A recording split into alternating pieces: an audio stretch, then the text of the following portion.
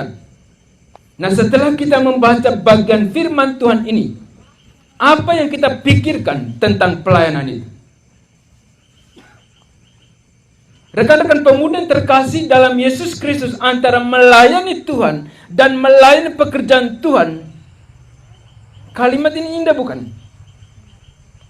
Sangat bagus, sangat rohani, sangat keren ya kalau untuk pemuda. Yang pertama, kita harus sadar siapa kita terlebih dahulu. Tadi ketua panitia bilang kira-kira kejutan apa lagi. Saya tidak bawa kejutan, tapi saya hanya mau menyadarkan siapa kita sebenarnya sebelum akhirnya kita dipanggil untuk menjadi pelayan Tuhan. Kadang kita melayani Tuhan itu munafik. Saya harus katakan kita munafik. Di luar kita itu boleh bagus, berjas, tetapi sesungguhnya di dalam kita itu banyak sobek-sobeknya. Maaf ya, saya permisi dulu. Kita tuh tidak sadar, kita tuh siapa sebenarnya di dalam. Kita hanya sampulkan saja, kemas saja di luarnya itu bagus. Tapi sesungguhnya inilah kita sebenarnya ketika kita berdiri melayani Tuhan. Kita adalah orang-orang yang rusak, yang hancur karena dosa dan pelanggaran. Kita mau kemas bagus bagaimanapun dari luar, dan akhirnya kita terlihat dengan begitu rajin dan kegiatan-kegiatan rohani. Kita begitu dilihat bagaimana aktif dalam pelayanan-pelayanan. Ternyata itu hanya menjadi sampul kita dari luar untuk membungkus siapa kita sebenarnya yang ada di dalam itu. Dari pemuda bilang begini, wah saya ini baru dari Jawa datang tiba bilang begini, Bapak nanti khotbah KKR satu.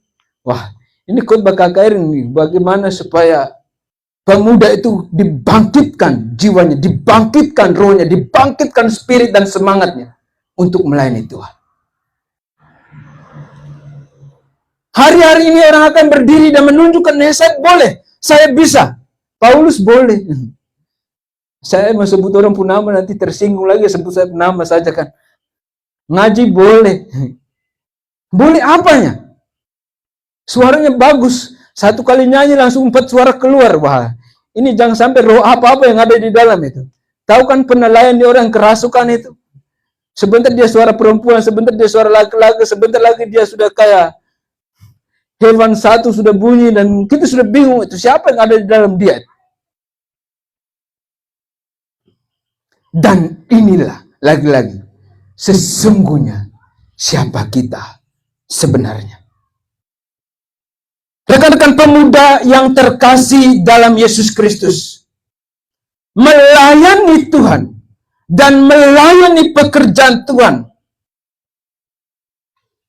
Tadi saya cari kata itu tentang melayani. Melayani itu yang menggambarkan seorang budak, seorang hamba yang mengabdikan dirinya kepada tuannya dan ia melayani karena ia sudah dibeli dan sudah tuannya mau suruh dia apa, oh dia tidak ada bantah itu. Yang ada pada dia adalah taat. Yang ada pada dia adalah siap. Tidak ada kompromi. Tidak ada tanda tanya. Tidak ada bilang, aduh hari ini saya sibuk ganti dulu. Tidak ada. Lalu apa itu jenis pelayanan sesungguhnya? Khotbah? Mendoakan orang? Apa sih pelayanan itu? Karena antara melayan dan pekerjaan itu sedikit beda. Kalau namanya pekerjaan Tuhan, berarti ya kita yang bisa bawa hanya Tuhan. Tuhan mendelegasikan tugas kepada kita dan kita bisa melakukan apa pekerjaan yang pernah dilakukan oleh Tuhan kita. Pekerjaan lagi-lagi bahwa kita adalah bawahannya Tuhan kita, dan kita bisa melakukan pekerjaan itu ketika itu didelegasikan atau dipercayakan kepada kita, dan akhirnya kita akan mengangkat atau melakukan pekerjaan itu. Tapi kalau melayani Tuhan, karena kita sadar kita telah dibeli, harganya lunas dibayar, dan kita memuliakan Tuhan dengan tubuh kita. Apakah khotbah dalam melayani Tuhan? Mendoakan orang dalam melayani Tuhan? Doakan orang dalam sungguh dalam melayani Tuhan? Mengusir roh jahat dan merasuk orang dalam melayani Tuhan? Apalagi yang pernah dilakukan oleh Yesus Kristus? Mengajar orang adalah melayani Tuhan? Itu adalah pekerjaan yang pernah dilakukan oleh Yesus Kristus. Dan itu hanya didelegasikan, dipercayakan kepada kita sebagai murid-muridnya untuk kita dapat melakukan pekerjaan-pekerjaan itu. Pekerjaan itu akan naik menjadi sebuah suatu pelayanan ketika kita melakukan motivasi yang benar untuk memuliakan nama Tuhan. Ketika kita melakukan suatu kesadaran bahwa hanya Tuhan semakin besar dan kita semakin kecil. Ini kita harus jaga api terus menyala ini. Nanti tahu khotbah habis api masih mati ini. Tuhan semakin besar, kita semakin kecil. Ini pekerjaan Tuhan. Yesus bilang apa? Kamu bisa melakukan hal-hal ini asalkan kamu percaya.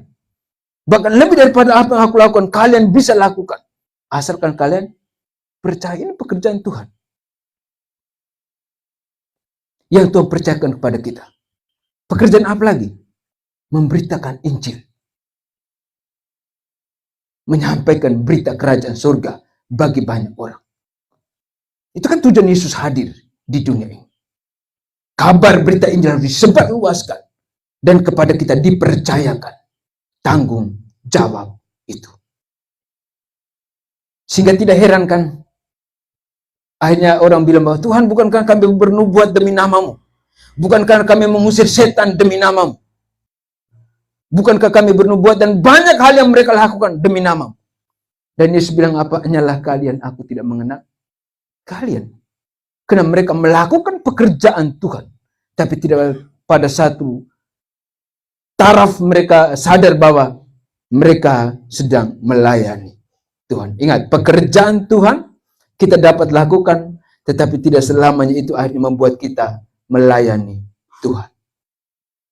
Orang bisa khotbah karena ia belajar. Orang bisa khotbah karena ia punya pengetahuan. Orang bisa khotbah karena memang ia terjadwal. Orang bisa khotbah karena memang itu tanggung jawab dia.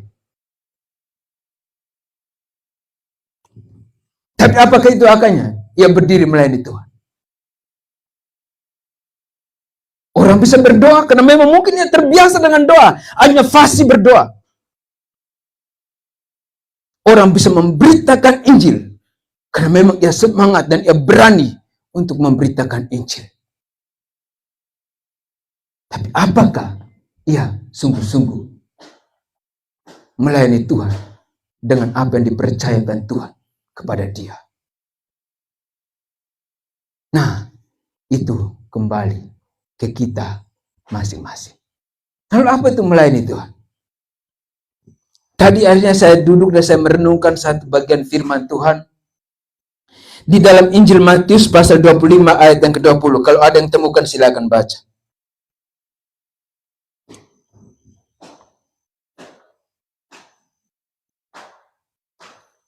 Injil Matius pasal 25 ayat yang ke-40.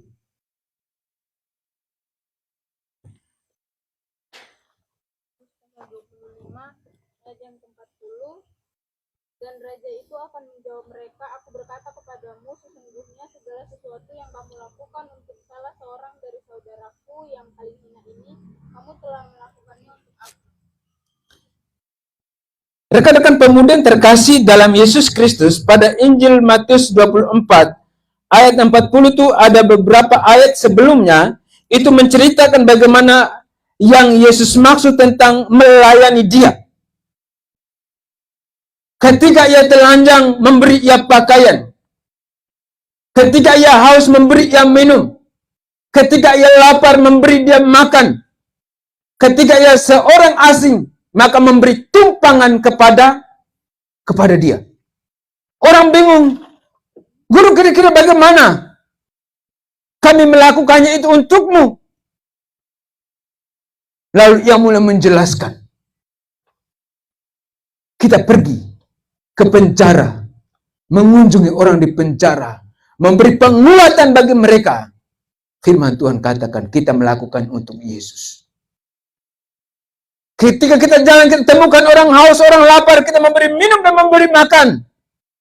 Orang terhina. Dan kita melakukannya itu untuk Yesus. Dan ketika kita melihat orang tidak berpakaian, pakaiannya mungkin compang-camping, lalu kita kelebihan pakaian di rumah, kita bingung membuat apa kan? Kita bawa dan kita kasih untuk mereka. Kita melayani Yesus. Dan apa yang kita lakukan? Bahwa Allah bertakhta di atas. Allah bertakhta di atas. Mesti ditahu ini. Allah bertakhta di atas. Puji. Allah bertakhta di atas puji-pujian. Kalau kita main musik, instrumen untuk memuliakan Tuhan, kita melayani Tuhan.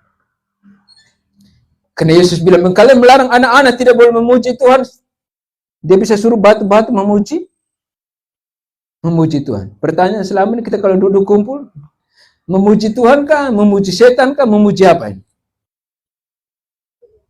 Saya sudah dengar beberapa kali anak-anak yang duduk di sekitar pastor sedikit lagi saya suruh mereka lebih bagus tinggal di pondok kah, di mana kah, di hutan kah.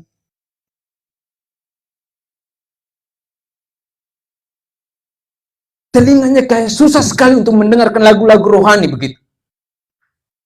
Mulutnya kayak susah sekali untuk mengucapkan nyanyian puji-pujian kepada Tuhan.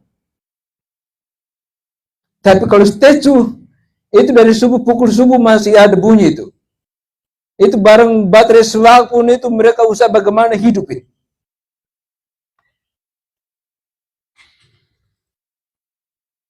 Allah bertakhta di atas puji-pujian. Lalu kalau kita ada malam hari ini, kita tidak membiarkan jiwa kita dibentuk, dibangun untuk memuliakan Tuhan, dibangun untuk memuji Tuhan. Pertanyaan tadi, kita memuji Tuhan, memuji setan, atau memuji apa itu? Yang akhirnya kita merenungkan dalam diri kita masing-masing.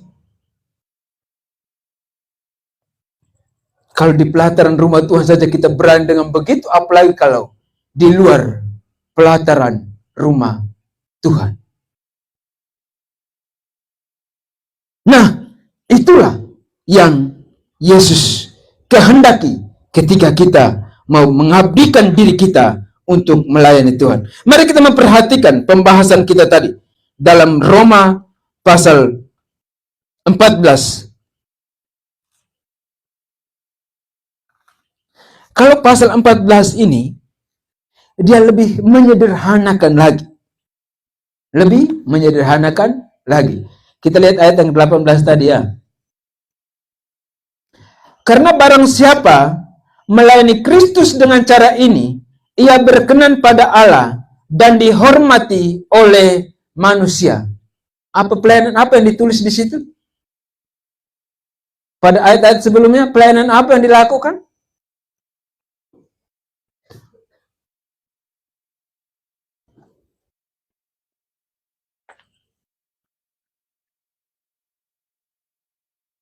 Ya, plan apa yang dilakukan? Ternyata kita hanya jaga makanan supaya tidak menjadi batu sandungan untuk orang lain. Kita sedang melayani Tuhan. Wow, luar biasa. Jadi kalau kita mau bicara toleransi, sebenarnya itu sudah ditulis. Kalau kita makan dan kita minum dan itu menjadi batu sandungan untuk orang lain, lebih bagus kita tidak boleh makan.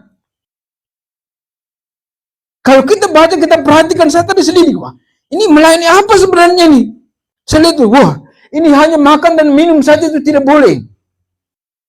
Kalau itu mengganggu kehidupan orang lain, kalau itu mengganggu perasaan orang lain, kalau itu mengganggu kenyamanan orang lain, ternyata itu tidak boleh. Dan apalagi yang ia mau di situ, plan apa yang dia mau di situ?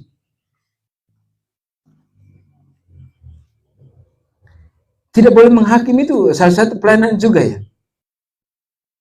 Atau ada di sini punya karunia menghakimi? Pemuda? Ada karunia menghakimi begitu?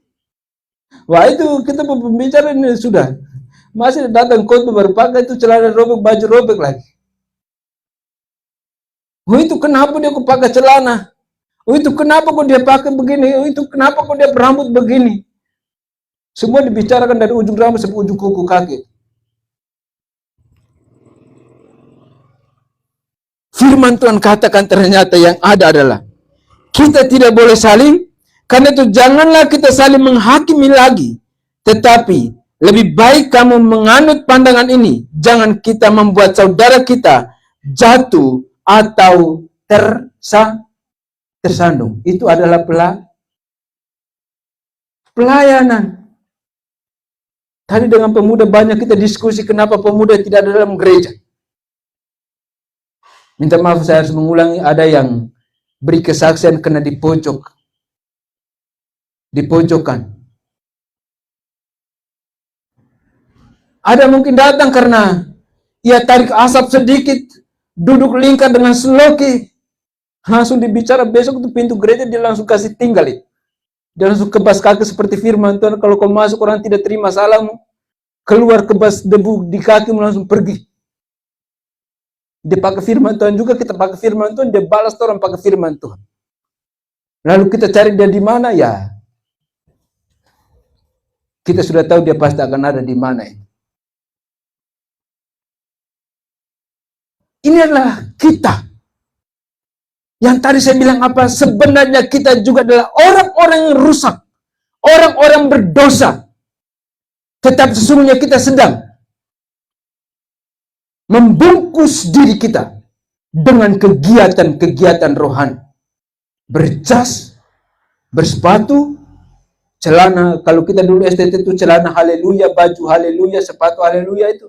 Tahu itu kemeja dari atas kain bahan sampai sepatu Ventoven. Jadi itu artinya kita bilang itu baju sampai celana, sepatu haleluya semua. Jadi kalau kita berdiri itu seolah-olah kita paling benar dan paling kudus dari orang lain. Dan kita lupa siapa kita sebenarnya.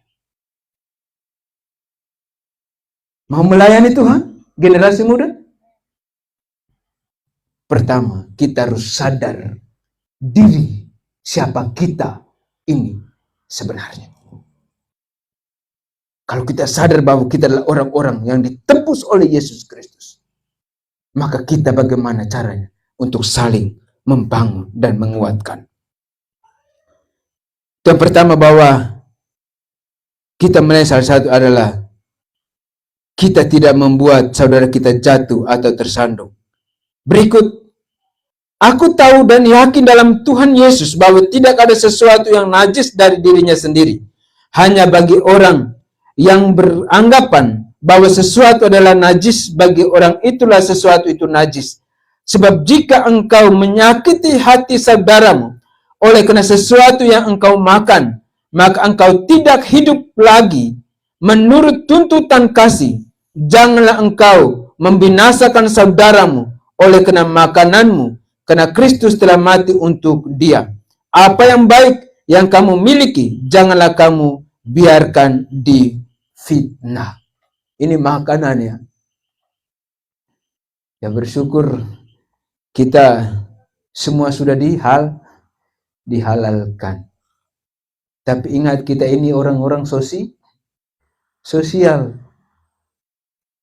Jangan karena kita bilang, wah kami sudah halal semua, jadi kita bergaul dengan siapapun, sudah kita hajar sudah semua.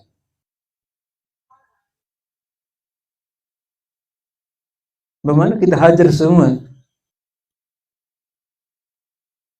Kita orang-orang sosial. Dan di Indonesia kita bukan satu agama saja. Dan bagaimana kita membangun persahabatan dengan orang. Jangan sampai hanya kena makanan, kita menjadi batu sandungan untuk orang lain. Jangan kena makanan, orang menolak Yesus. Namanya kita mau melayani orang, tidak apa-apa. Ada waktunya untuk mereka. Kalau mungkin dia makan, dia alergi, ya sudah kita tahan, biar kita tahan diri juga. Jangan dulu makan udang kan, jangan dulu makan kepiting, karena dia alergi, biar kita ikuti dia saja dulu, yang penting dia aman. Langsung bilang, woi bagus ini tidak berbicara minuman. Woi ingat, di bawah dia bicara anggur juga itu. Kalau kita minum dan itu menjadi batu sandungan untuk orang lain, stop. Saya di satu tempat, baru-baru ini, belum terlalu lama. Saya duduk cerita dengan beberapa pemuda di samping pick up, mereka pakai mobil pick up, lalu kita cerita. Ini saya khotbah sampai api menyala sempurna ini.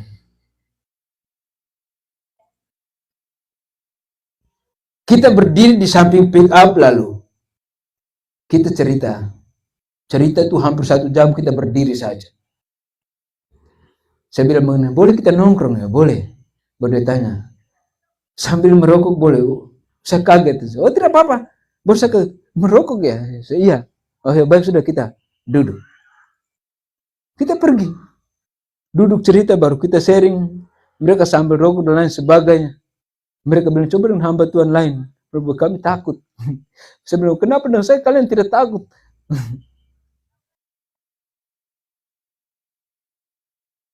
Kehadiran kita, jangan seolah-olah kita lebih benar dari mereka. Tetapi bagaimana kita membawa diri kita untuk menolong mereka dari jerat itu. Dalam seri yang begitu lama, seharus sampai jam 12 malam, dia yang bilang begini, sebenarnya saya tidak punya harapan untuk tinggalkan rokok. Tapi akhirnya sekarang ini saya sudah mulai punya ada harapan sedikit. Ingat, yang awalnya tidak punya harapan, akhirnya punya harapan sedikit. Tapi coba bagaimana kita langsung menghakimi. Berdosa kau ini. Kau sudah melayani baru kau begini-begini. Itu besok dia punya nama dari awal bulan sampai akhir bulan itu. Dia tidak akan muncul-muncul di gereja itu. Dia tidak akan muncul. Tetapi bagaimana kita pendekatan? Face to face. Panggil dia baik-baik. Kita duduk, kita sharing, diskusi saja. Karena dalam diskusi kita hanya guyon, cerita, ketawa-ketawa. Tapi sebentar ada satu kali itu sekagum mati memang. Tapi kita harus ajak lagi suasananya itu suasana yang rileks. Untuk menolong mereka keluar dari jerat iblis.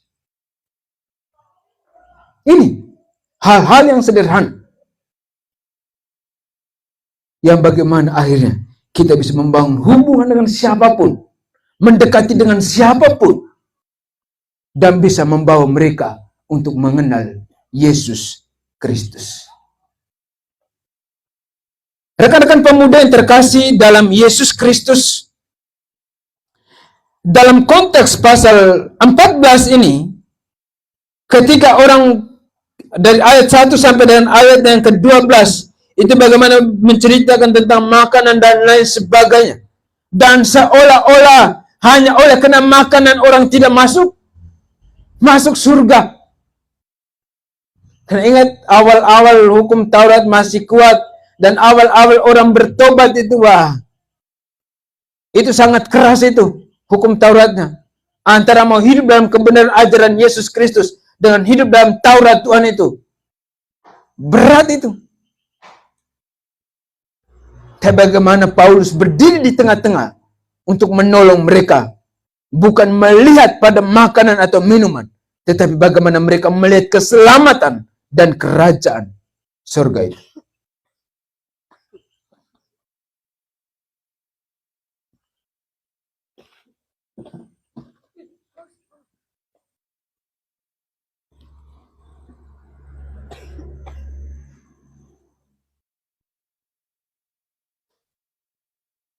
Nanti mungkin pemuda sebentar pulang renungkan ada satu kalimat ini, saya akan tidak terus jelaskan. Janganlah engkau membinasakan saudaramu oleh karena makananmu, karena Kristus telah mati untuk dia. Kira-kira apa itu yang bisa membinasakannya? Itu nanti pulang teman-teman pemuda bisa merenungkan itu. Bisa membinasakan kita dan bisa juga membinasakan orang lain. Mari kita lihat lanjut terus. Sebab kerajaan Allah bukanlah soal makanan dan minuman, tetapi soal kebenaran, damai sejahtera, dan sukacita oleh Roh Kudus. Kerajaan surga, kerajaan Allah berbicara bukan soal apa? Makanan, minuman. Tetapi dia berbicara tentang damai sejahtera, sukacita yang oleh Roh Kudus. Media sosial sekarang itu teman-teman tuh bisa lihat itu, ikuti. Semua agama pun mengajarkan tentang kerajaan surga. Tapi dalam kekristen, dalam iman Kristen, kerajaan surga itu tidak ada soal hal kawin mengawinkan dan tidak ada soal makan minum di sana. Jangan berpikir bahwa nanti di surga ada makan, ada minum. Tidak ada itu. Jangan berpikir bahwa di surga nanti ada kawin mengawin. No, tidak ada itu. Dalam iman kekristenan itu tidak diajarkan dan tidak dituliskan untuk kita. Tetapi yang ada bagi kita adalah damai sejahtera dan sukacita oleh Roh Kudus.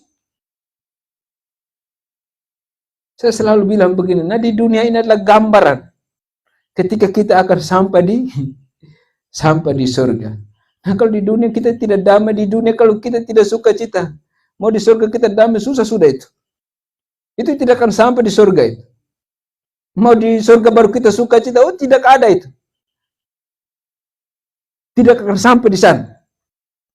Karena di dunia ini menjadi gambaran untuk kita. Lalu bagaimana caranya? Berjuang, berusaha untuk hidup damai dengan semua orang. Dalam Ibrani 14 ayat 12, Ibrani 14 kan? Ibrani 12 ayat 14 kalau tidak salah. Berusaha untuk hidup damai dengan semua orang dan kejarlah kekudusan. Sebab tanpa kekudusan tidak ada orang melihat Allah. Ibrani 12 ayat 14 kalau tidak salah.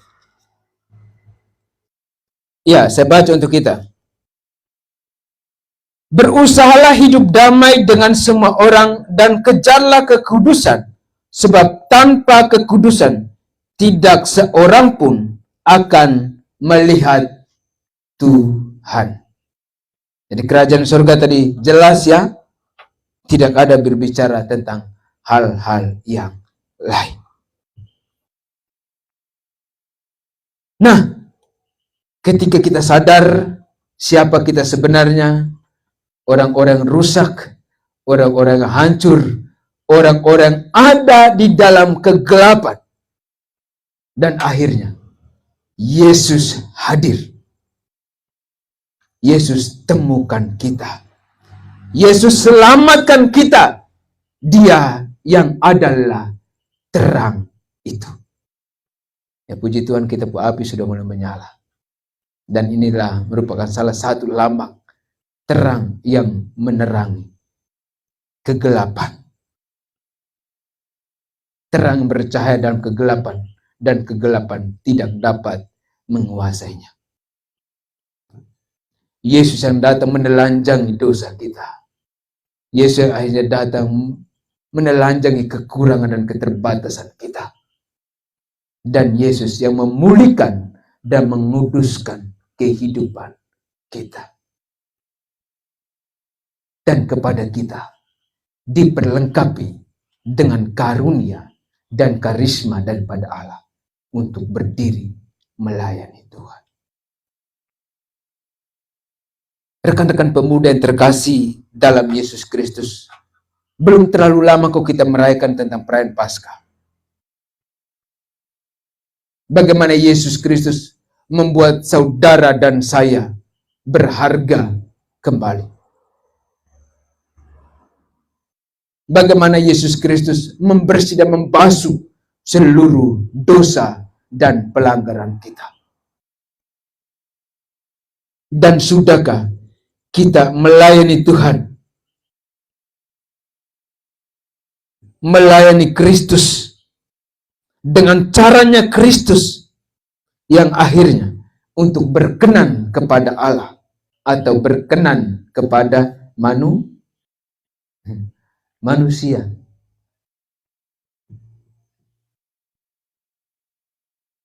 Berarti ada pelayanan berkenan kepada manusia dan ada pelayanan berkenan kepada Allah. Nah, kita tidak tahu yang berkenan kepada manusia seperti bagaimana. Dan bagaimana kita tahu itu berkenan kepada Tuhan? Itu yang sederhana tadi. Yang berkenan kepada Tuhan itu kita yang tahu kita punya motivasi hati ketika kita berdiri menyanyi. Yang berkenan kepada Tuhan itu kita yang sendiri tahu bagaimana motivasi kita ketika kita main musik. Yang berkenan kepada Tuhan itu kita sendiri yang tahu bagaimana ketika kita menari tamborin, doa, apapun yang kita lakukan. Berkenan kepada Tuhan atau tidak itu kita sendiri yang tahu. Dan berkenan kepada Tuhan, firman Tuhan katakan apa? Kalau sudah berkenan kepada Tuhan dan akan dihormati,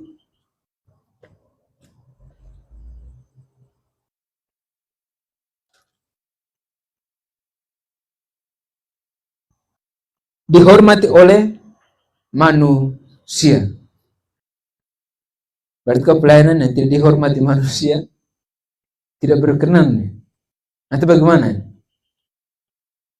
Karena ini hari-hari ini jauh beda. Yang orang tidak suka itu belum tentu itu tidak berkenan kepada Tuhan. Nah, ini yang kita merenungkan. Kita orang muda, ketua umum selalu bilang begini. Orang muda itu selalu berusaha untuk memikir yang ke depan nanti pelayanan kita seperti bagaimana. Orang tua selalu memikirkan pelayanan yang kemarin yang dulu.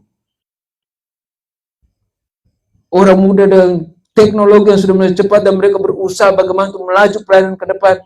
Yang tua lihat ke belakang. Akhirnya kita susah nih, kita berdiri antara memaju susah, memundur juga kita tidak nyaman. Karena itu bukan dunianya kita. Nah, kalau kita membuat sesuatu yang ya tadi kita diskusi panjang, kadang orang, wah ini kayak sudah terganggu di hati, tidak nyaman. Wah, kenapa dia nyanyi begini? Kenapa musiknya sudah seperti begini? Kenapa ibadahnya sudah mulai seperti begini?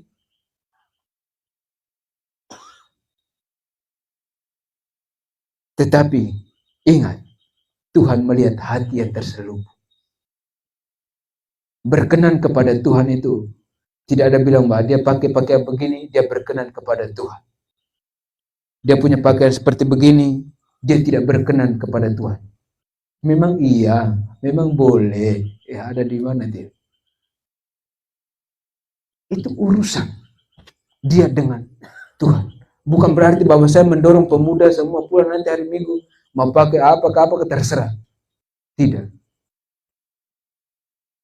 Pakailah pakaian yang pantas dan layak. Tetapi kembali, hati kita terlebih dahulu untuk Tuhan. Bagaimana pelayanan kita berkenan kepada Tuhan? Firman Tuhan katakan ketika kamu maju untuk membawa persembahanmu. Tapi ketika engkau mengingat sesuatu di hatimu terhadap saudaramu, pulang, bereskan dulu. datang membawa persembahan.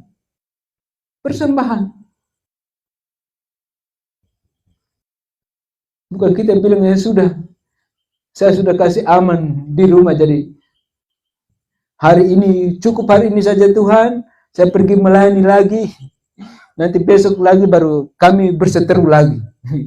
Ini atur Tuhan. Itu bukan atur Tuhan lagi, itu nanti Tuhan bilang, kau yang turun sudah. Nah itu kalau sudah turun tambah blis lagi ya, selesai sudah, kita tuh celaka memang. Jadi ini yang Alkitab katakan, yang Alkitab ajarkan, yang firman Tuhan sampaikan kepada kita. Bagaimana supaya kita berkenan. Pelayanan kita itu berkenan kepada Tuhan. Pelayanan kita berkenan bukan kita datang dan kita harus berpakaian jubah, berjas. Yesus pernah ilustrasi yang datang menghadap Tuhan, yang pakaiannya compang-camping, datang menyesali dosa dan pelanggarannya. Dan yang satu duduk di depan yang membandingkan dirinya. Oh Tuhan, saya tidak seperti Paulus. Saya ini. Atau Paulus maju, Paulus bilang, oh Tuhan, saya tidak seperti yang di belakang itu. Saya kasih perpuluhan saya kasih persembahan saya puasa dan lain sebagainya. Lalu yang di belakang ia hanya tunduk dan ia berlutut, dia bilang, Tuhan ampuni saya orang berdosa. Mana yang berkenan kepada Tuhan? Yang pakai jas, jubah bagus. Firman Tuhan itu yang di belakang. Dan inilah menjadi pengawasan bagi kita generasi muda hari-hari. Teman-teman pemuda yang terkasih dalam Yesus Kristus. Terang itu bercahaya dalam kegelapan, dan kegelapan tidak dapat menguasainya. Yesus adalah terang itu yang menarik kita keluar dari kegelapan kepada terangnya yang ajaib.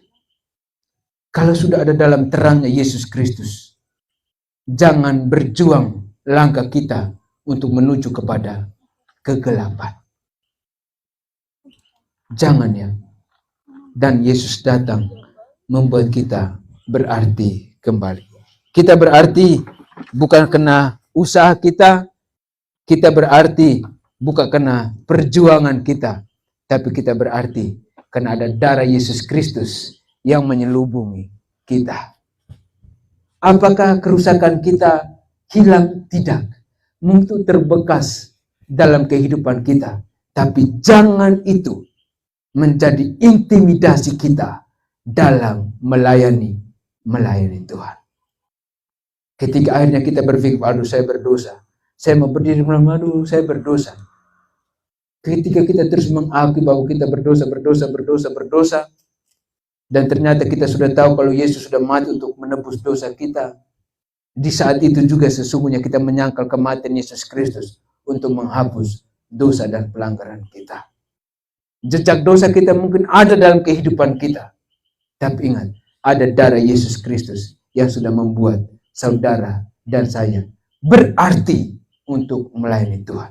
Dengan demikian, jangan membiarkan iblis mengintimidasi kita dengan kelemahan kita, dengan kekurangan masa lalu kita, untuk kita tidak berdiri melayani Tuhan. Maukah saudara ketika pulang dan katakan begini, wah, Bapak Ibu Gembala Majelis, kayaknya kita tidak perlu koster lagi. Karena kami mau persiapkan rumah Tuhan untuk orang beribadah kepada Tuhan. Mau? Kayaknya belum mau jadi. Anak-anak muda, mau ketika pulang dari sini sampai ke gereja masing-masing, dia bilang begini, Bapak Ibu Gembala BPC, sudah jangan perlukan koster lagi. Atau Ibu Gembala tidak usah sapu lagi. Nanti kami orang-orang muda saja. Karena tadi itu pelayanan yang paling sederhana itu ketika tidak boleh makan makanan yang membuat batu sadu untuk orang itu kita melayani. Tidak boleh menghakimi orang lain itu kita melayan.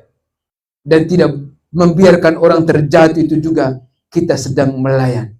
Dan sesungguhnya ketika kita mempersiapkan rumah Tuhan dan orang datang beribadah, kita sedang melayani.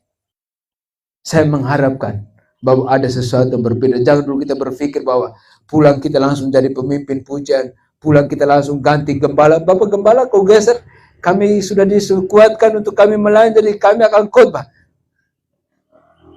Tidak Bapak berdiri khotbah sayang saya, bukan? Atau yang Elsa turun Bapak pendeta, Bapak istirahat sudah, Bapak sudah lama, jadi kami yang berdiri khotbah, Bapak yang koster. Ini langsung terbalik ini. Tapi mari ada hal-hal kecil dalam pelayanan di rumah Tuhan, kita bisa mengambil bagian itu. Ingat baik-baik, kita datang, kita tidak bawa apa-apa. Kita pergi juga, kita tidak bawa apa-apa.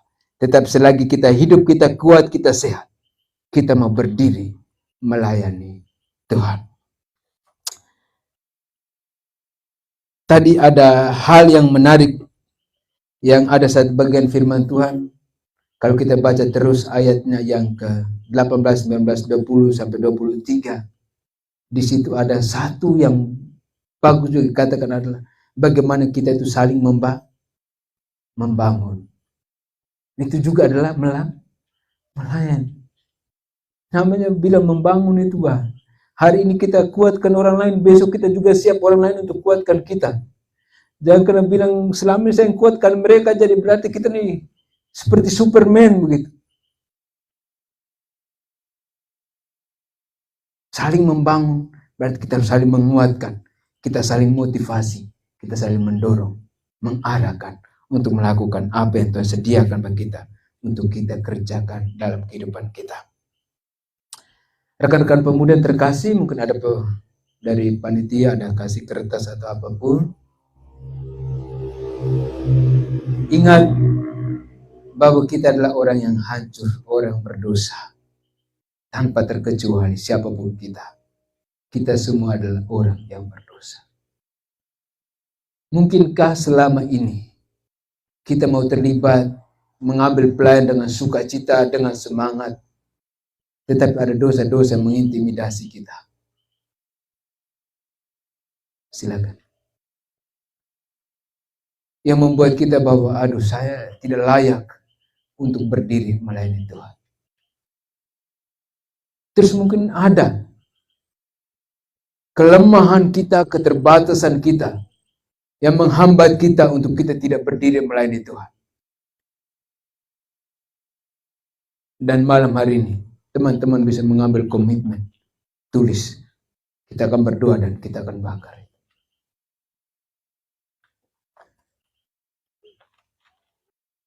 Kenapa harus ada api unggun ya? Ada yang tahu api unggun?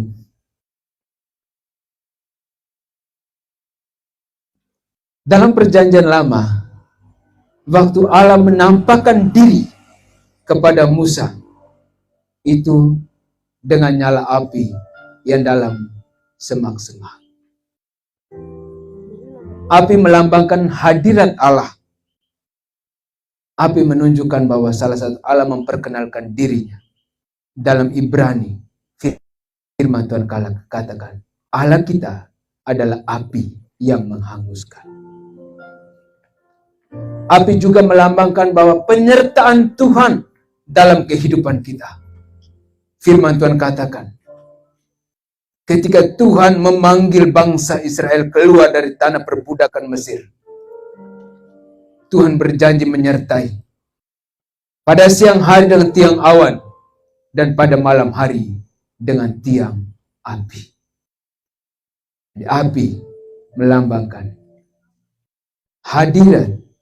kehadiran Allah di tengah-tengah umatnya untuk menyertai umatnya. Tapi api juga dalam Alkitab menggambarkan sebuah hukuman yang paling kejam pada masa itu. Ketika orang tidak tunduk pada hukum raja yang dikeluarkan oleh raja, tidak tunduk pada perintah raja, maka orang-orang itu akan dicampakkan ke dalam api. Tetapi pada saat itu juga api itu mengingatkan kita ketika kita lebih ambil dan taat dan tunduk kepada Allah. Firman Tuhan katakan, bau hangus pun tidak ada pada Daniel, kawan-kawannya Daniel.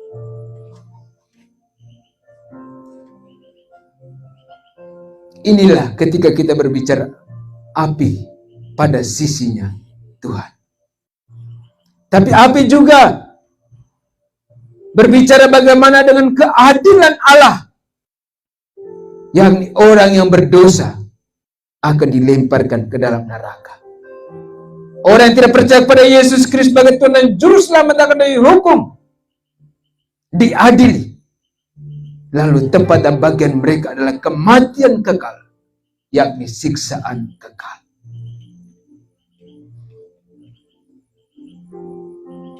Rekan-rekan pemuda terkasih dalam Yesus Kristus,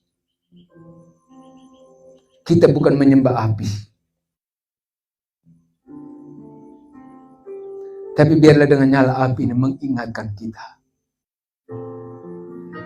bahwa Allah telah hadir memanggil Musa untuk panggil dia menjadi seorang pelayan. Tuhan memanggil Musa bukan ia sedang dalam bangku perkuliahan. Tuhan memanggil Musa bukan ia dalam sinagoga atau dalam bait Allah, tapi ia di padang. Tetapi nyala api itulah yang akhirnya ia datang dan dengar suara itu. Allah memperkenalkan dirinya dan memberi dia tanggung jawab untuk melayani Tuhan.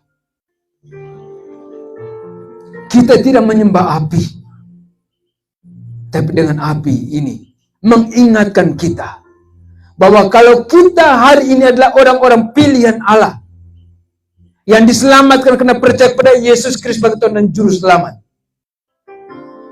maka Allah akan menyertai kita dalam perjalanan kehidupan kita.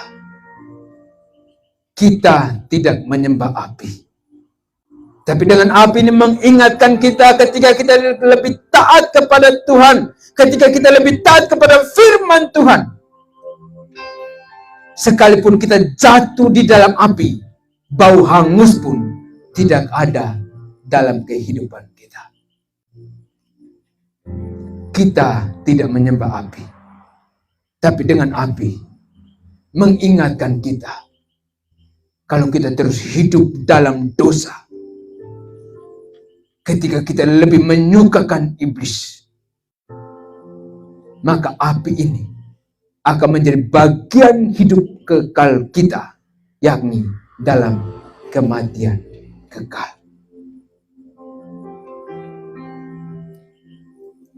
Karena itu, mari mengambil waktu menuliskan komitmen